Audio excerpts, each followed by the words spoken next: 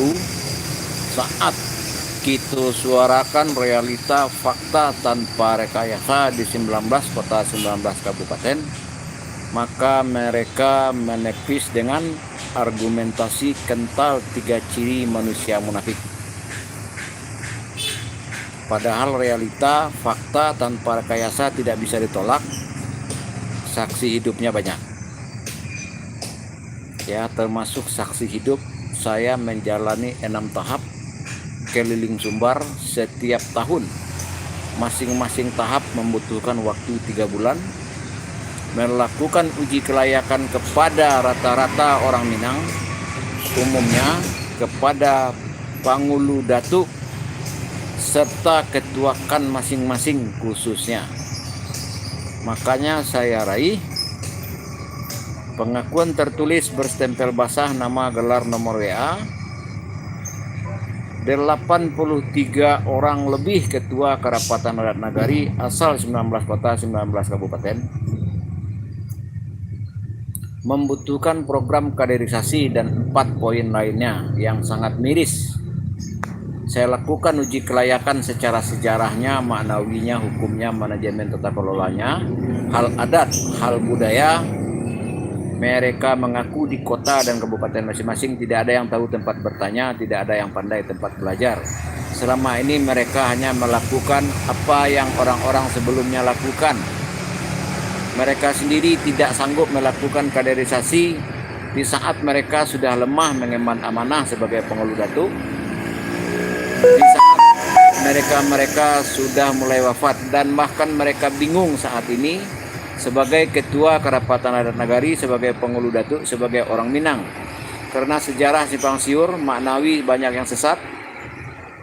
Ya, Makati, Inyi Yus Parpati, Buya Zul Hamdi dan lain-lain di medsos itu cuma ibarat orang ceramah khutbah tanpa berani berdialog tatap muka langsung atas apa-apa statement-statement beliau di dalam forum di saat mereka diundang dengan dana yang sangat besar.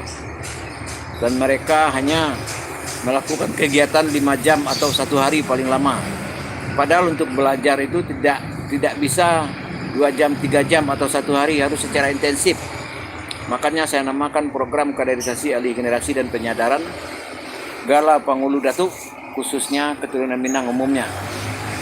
Jadi tidak bisa dipungkiri, ketua Kerapatan Adat Nagari taruhlah 100 ya, karena yang selebih yang dari 83 orang ketua Kerapatan Adat Nagari tersebut dia tidak membawa stempel, tetapi mereka bertanda tangan.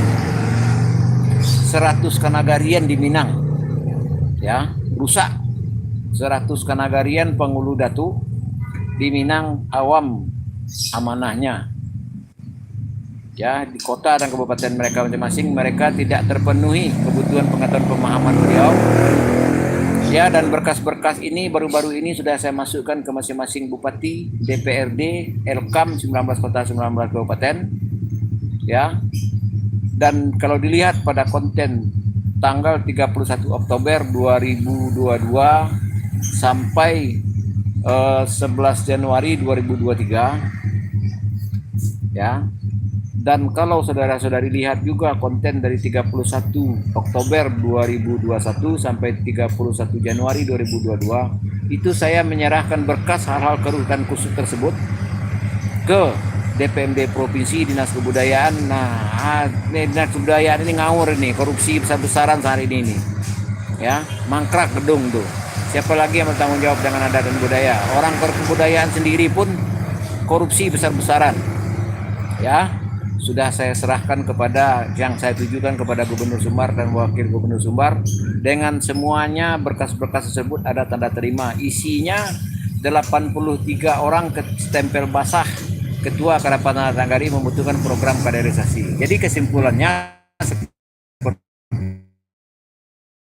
pun ditulis surat kepada Presiden, kepada Parlemen, kepada DPRD, kepada dan lain-lain tata pemerintahan ya, atau pengulu datuk yang sedang bermain saat ini di hukum tata pemerintahan, mereka tidak mau percepatan pemerataan pengetahuan pemahaman karena kepentingan mereka akan terganggu. Salah satu kepentingan mereka yang akan terganggu adalah Pemda. Pemda tidak bisa lagi merebut hutan ulayat masyarakat adat atas nama hutan simpanan, hutan larangan. Ya, tidak bisa lagi dia seenaknya memberi HGU kepada para pengusaha. Seharusnya itu menjadi hak-hak ulayat masyarakat adat dan budaya, dan itu hak Karapatan Adat Nagari. Sementara Karapatan Adat Nagari tadi mengaku kepada saya butuh program kaderisasi. Coba. Jadi untuk apa komunitas perkumpulan wadah persatuan Minang jika tetap juga awam sejarah manawi hukum manajemen adat dan budaya? Ya. Intinya semua hanya menyelamatkan jabatan, mulai dari jabatan sebagai pengurus, sebagai ketua, sebagai sekretaris bendahara, jabatan dinas, ya, hanya mengamankan gelar amanah masing-masing tanpa mengutamakan, tanpa menghasilkan kebaikan kepada orang-orang yang mengembankan amanah. Itu realita yang terjadi di lapangan. Ya, jadi para Karapatan Adat Nagari harus mandiri, harus berdikari, harus berani untuk mencapai pemerataan pengetahuan pemahaman hal adat dan budaya ini, karena hukum tata pemerintahan memang maunya penghulu datu itu bodoh selalu. Jadi seperti di Payakumbuh ya, Batang Tabi sana, ya Tabi, itu ada 66 hektar baru-baru ini diklaim oleh pemerintahan lewat wali nagari, menjadikan daerah itu 66 hektar menjadi ulayat nagari. Itu sama dengan ulayat negara, kawan. Itulah karena tidak pernah menerima program kaderisasi. Itu anggarannya, itu dananya berapa? Ya, daerah wisata. Seharusnya Karapatan Adat Nagari yang menikmati hasilnya. Tetapi karena tidak mau menganggarkan anggaran, tidak mau mempertimbangkan usulan saya program kaderisasi, akhirnya 66 hektar itu berapa dana kerugian yang saudara-saudari yang sudah dibodohi itu. Belum lagi hutan di pesisir selatan, hutan di Pasaman, hutan di Agam, hutan di Damasraya, di luar wilayah Suaka, itu direbut semua oleh Pemda, ya, menjadi ladang bagi penghulu datuk bekerja sama dengan hukum tata pemerintahan. Mereka yang cuma bermain saja, yang menikmati kekayaan, menikmati kemerdekaan, sementara para anggota, ya, ditambah lagi wali nagari zaman sekarang makin angkuh.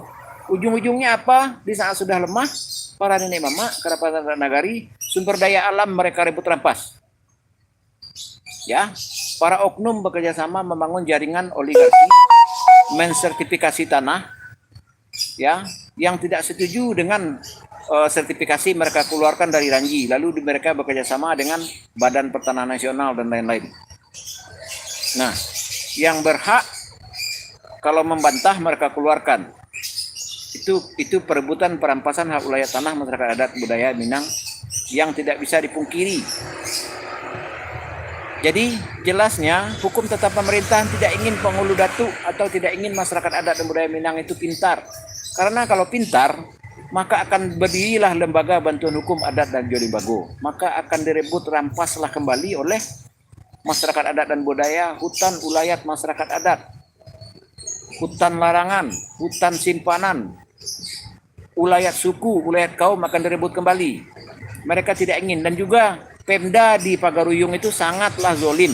Pakaian yang silih berganti mereka sewakan itu tidak pernah dicuci. Entah berapa kali itu, dalam satu hari aja minimal 10 orang gonta-ganti memakai pakaian yang sama. Berapa penyakit itu orang keringatan memakai pakaian budaya itu. Ya, dan parkiran dikelola juga oleh swasta entah Pemda. Lalu apa keuntungan pada penghulu datuk yang bangga-bangga saja bela BSBKO adat Minang hebat, adat Minang paten, adat Minang cihui. Untuk apa semua itu? Orang yang mengumpulkan uang. Anda cuma bersuara-suara membangun image. Saat saya suarakan realita fakta tanpa rekayasa, LGBT di Minang itu urutan nomor 5 dari seluruh provinsi. Narkoba tinggi, kriminalisasi tinggi. Baru-baru ini juga dosen di Padang itu memperlihatkan kemaluannya DLT. Belum lagi para mahasiswi diperkosa oleh para dosen. Ayah memperkosa anak, ibu mengajak anak kandung berhubungan intim, beradik kakak berhubungan intim, membuang bayi. Itu yang terjadi di Minang. Lokasi prostitusi sangat banyak. Baru-baru ini juga digerebek di Solo itu lokasi prostitusi. Baru ini masih hangat. Karena saya pemerhati adat dan budaya, saya pemerhati dinamika adat dan budaya di Minang itu. 6 tahap saya keliling Sumbar secara independen ke lapangan. Lalu saya sampaikan kesimpulan itu kepada saudara-saudari masing-masing. Jadi para IKM, KBSB, FKMB, Gebu Minang, Tidak perlu lagi melakukan euforia pencitraan seremonial. Realita di lapangan itu sangat keruh dan kusut. Masjid sudah banyak yang kosong, musola sudah banyak yang kosong. Beberapa tahun belakangan ini tidak ada lagi yang tadarus di masjid. Tidak ada lagi anak-anak yang belajar mengaji. Anak-anak cuma asik HP. Ya. Pemerintah cuma menggalakkan destinasi wisata. Makanya kalau mengadu kepada DPRD, ya, Komisi 3 yang kalau dia bilang yang mewakili adat dan budaya diwakili oleh pariwisata. Anda nggak ada hubungannya pariwisata dengan adat dan budaya. Adat bukan wisata. Budaya juga bukan wisata. Ada budaya yang tidak boleh dijadikan destinasi wisata. Ada juga adat ini yang tidak boleh dicaplok seenaknya oleh pariwisata. Terlalu lancang pariwisata selama ini, ya. Korupsi sangat besar-besaran di Disparbud Sumbar itu, juga di Disparbud wilayah lain. Data berbicara tahun 2016 LGBT di Minang itu, ya, hampir 20.000 orang. Saat ini urutan nomor 5 itu 60.000 orang pengidap LGBT. Jangan dianggap itu, oh itu bukan orang Minang, oh itu orang yang tinggal di Minang. 60.000 orang loh. Bayangkan 60.000 orang. Hah? Menganggarkan anggaran yang besar-besar untuk survei, untuk pencerahan. Realita fakta terprekayasa di lapangan begitu. Mengaku-ngaku menganut ajaran agama Islam, tetapi bertolak belakang dengan ajaran agama Islam. Bersumpah demi Allah, sampulnya, tetapi isinya bersumpah demi iblis. Merebut merampas hak asasi manusia, sampai merampas hak ulayat tanah masyarakat adat dan budaya atas nama ulayat kaum, ulayat suku, ulayat hutan ulayat adat, ya, hutan larangan, hutan simpanan. Jadi cerdaslah saudara-saudari semua. Jangan harapkan lagi pemerintahan mendukung program kaderisasi saya. Tidak akan, karena mereka akan dirugikan. Saya juga tidak berharap pemerintah menanggapi saya, walaupun saya kirim surat ke DPRD, Bupati, Elkam. Rata-rata Elkam, ketua Elkam rata-rata di Sumbar itu cuma bermain dengan hukum tetap pemerintah, dikasih duit 100-200 bangga dia pulang. Ya? Tidak ada dia memikirkan anggota. Dia menjadi ketua, menjadi pengurus hanya mengutamakan kepentingan pribadi dan golongan-golongan mereka saja. Jadi para mahasiswa harus bangkit, mari kita bekerja sama, galang dana, kita berdialog tatap muka langsung.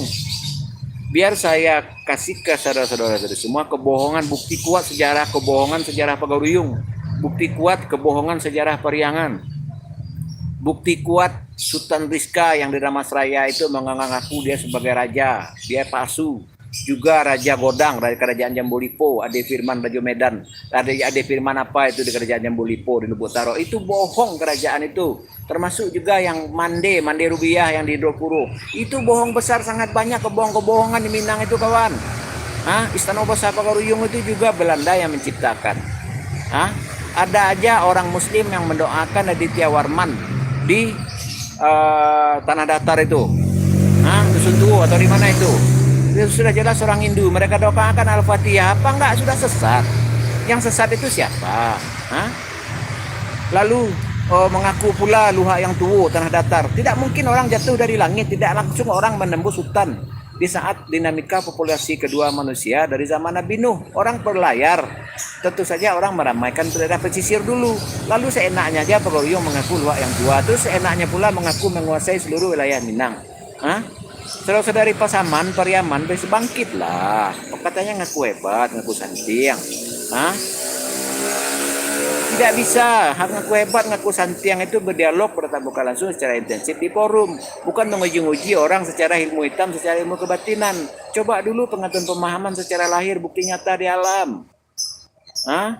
Makati itu juga menipu. Ya.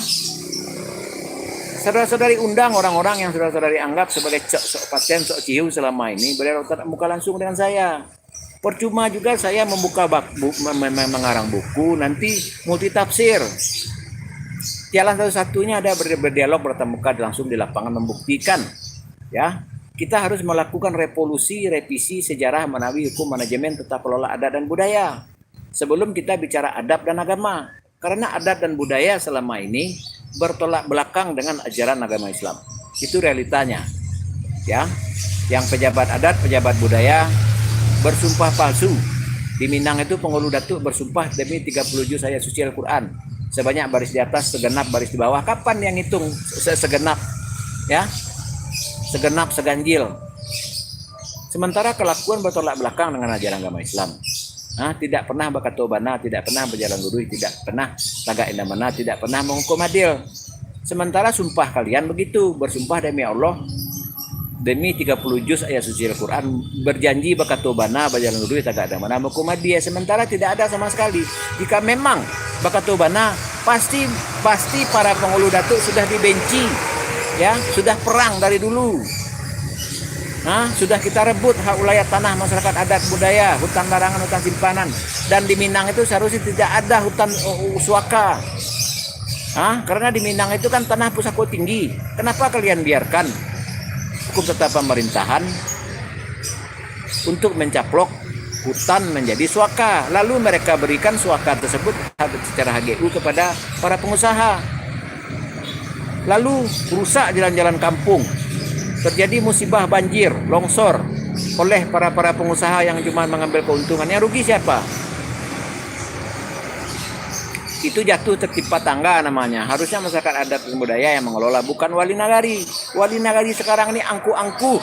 Paling lama dia menjabat cuma 2 periode. Sementara pengulu datuk itu sampai wafat loh. Ya, jadi cukup sekian, terima kasih. Wabillahi taufiq wal hidayah. Assalamualaikum warahmatullahi wabarakatuh. Terima kasih sudah sering menyaksikan. Tolong dibagikan ke rekan masing-masing. Silahkan dimasuki 10 konten terbaru. Ya, silahkan masuki 10 konten terlawas. Ya, untuk tahap 4 dan tahap 5 keliling Sumbar, silahkan dilihat kontennya dari tanggal 31 Oktober 2021 sampai saat ini. Itu rata-rata isinya adalah konten keliling Sumbar secara independen. Makanya saya tidak mau bekerja sama dengan menjadi kacung, menjadi apa, kecuali menjadi mitra. Dan mustahil tetap pemerintahan mau menjadi mitra saya karena akan merugikan mereka. Terutama mereka tidak akan bisa lagi memberikan HGU kepada para pengusaha, tidak bisa lagi mereka bermain, tidak bisa lagi mereka lepas dari auditan pajak. Ya, tidak bisa lagi mereka lepas dari konsultan yang jujur yang memainkan proyek dengan tender. Rugi mereka, dan mereka harus negosiasi dengan orang-orang Minang yang di kalangan masyarakat adat dan budaya. Karena rata-rata gedung tetap pemerintahan, bahkan kantor wali nagari itu sebelumnya gotong royong membikinnya. Ya, kantor wali nagari itu selalu di atasnya kantor Karapatan Adat Nagari.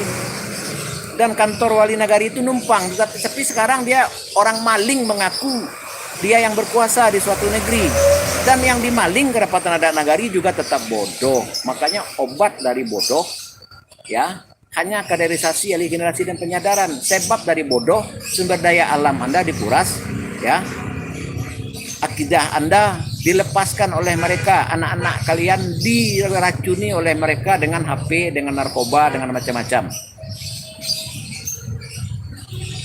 Ya, tolong dibagikan. Saya tidak hanya bicara di medsos, saya menyampaikan kesimpulan hasil saya observasi di lapangan.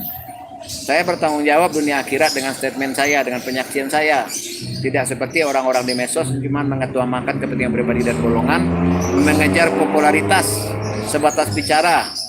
Tidak ada kekuatan hukumnya, tidak ada punya sistem, tidak sanggup mengkader.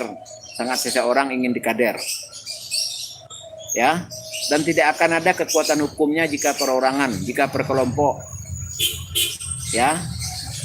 Hukum tetap pemerintahan ini sangat kuat menzolimi ranah wilayah adat dan budaya di Minang. Ya, makanya pahami hukum tetap pemerintahan yang sehubungan dengan budaya. Jadi orang Minang itu harus cerdas hal adat, budaya, adab dan agama, secara sejarahnya, manawinya, hukumnya, manajemennya. Dan itu bisa kita wujudkan hanya dengan berdialog tatap muka langsung secara intensif. Berdialog bertatap muka langsung intensif berarti bicara anggaran.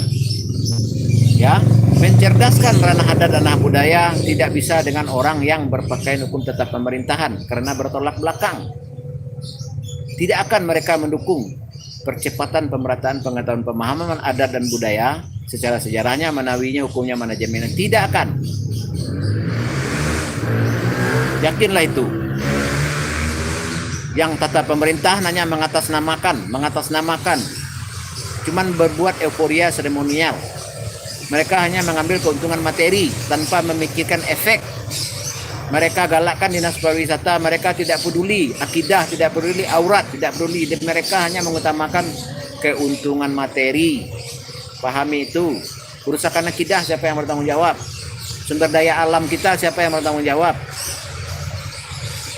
082179045777 nomor HP biasa Polisi A.